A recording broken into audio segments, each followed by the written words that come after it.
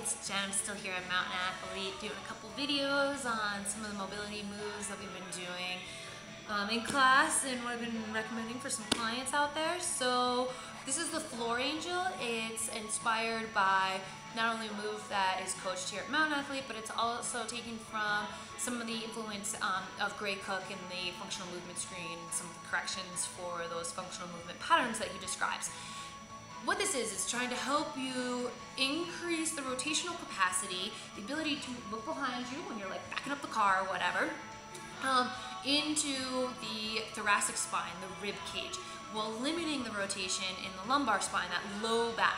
The rib cage has a much greater capacity for rotation than the lumbar spine, and when we default to having a very stiff rib cage and lockdown rib cage because of dysfunctional breathing, maybe some weird compensations because you had shoulder injury and you can't lift your arm overhead, so now your rib cage is kicking in, your thoracic spine is kicking in to help with some of that movement. You're creating all kinds of funny movement patterns through there.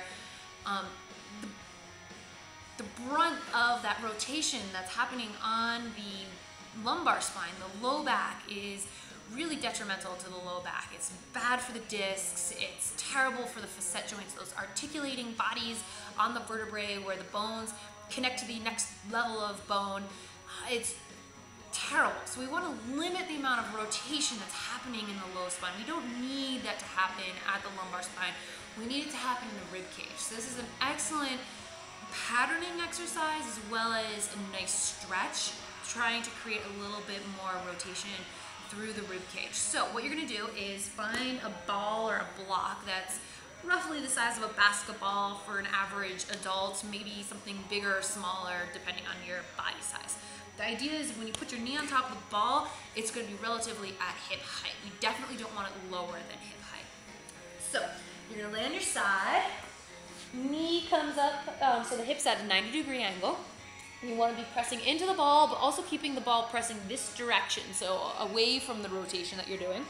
Head comes down to the floor, hands together. You're going to follow the arm up overhead and then down to the floor. We want to limit the rotation to the rib cage, not to opening up, letting that knee come off the ball and flop over.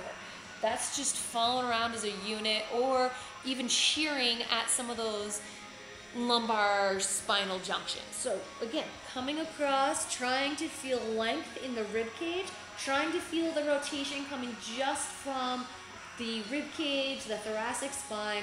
Think about breathing into the side ribs, breathing into the bottom of your ribs, opening this space up, and on the exhale, try to lengthen and sink a little bit deeper. Ideally, you're getting your shoulder blade down to the floor. Something interesting happens when people are doing this, minus severe shoulder injury that prevents you from opening up, is people find that one side is much greater range of motion than the other.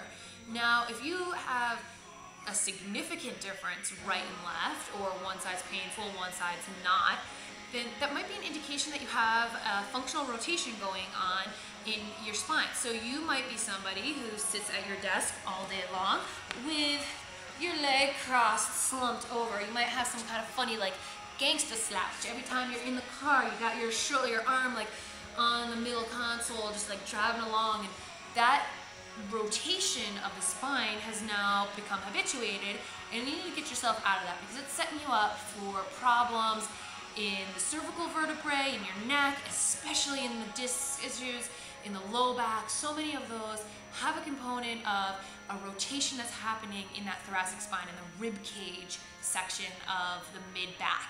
So we really want to create a little bit more rotational capacity. Using the Floor Angel is a really good one. It feels great. It's definitely effective. So spend some time and like quality time thinking about the movement. Just don't flop over. Think about trying to rotate one level of the spine above the next, and see if you can't get some even rotation, be able to get the back of the hand, back of the wrist, elbow, and shoulder blade flat to the floor on both sides evenly. All right, good luck, and I'll come up with some new ones in the future. Take care.